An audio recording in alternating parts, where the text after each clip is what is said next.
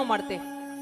રામજીએ કીધું છે તમે જેમ કહેશો એમ થશે. हाँ भगत के बस में है भगवान, भगत बिना कुछ नहीं है, भगत है इसके प्राण, भगत के बस में है भगवान. અને અહીંયા એવું બન્યું છે મહારાજ દર્શન કરજો. રામજીએ કીધું છે તમારી ઈચ્છા શું છે બોલો.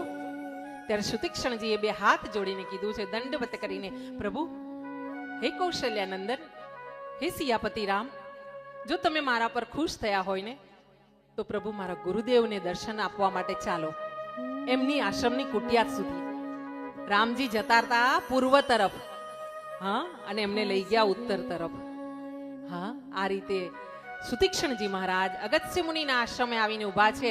કુટિયાની બહાર આવીને એમણે અવાજ આપ્યો છે, ગુરુ મહારાજ, ગુરુ મહારાજ, હું આવી ગયો બાપા. એટલે ગુરુજી અંદરથી અગસ્ત્ય મુનિએ અવાજ કરીને કીધું છે, આવી ગયો, હું જાણું છું તને, પણ એકલો નો આવતો. હો, એમ નો આવતો. મારા ભગવાનને લઈને આવે ને તો જ આવજે, આશ્રમમાં તો જ પગલું મૂકજે તારું, નહીતર ખબરદાર. અને મહારાજ દર્શન કરજો.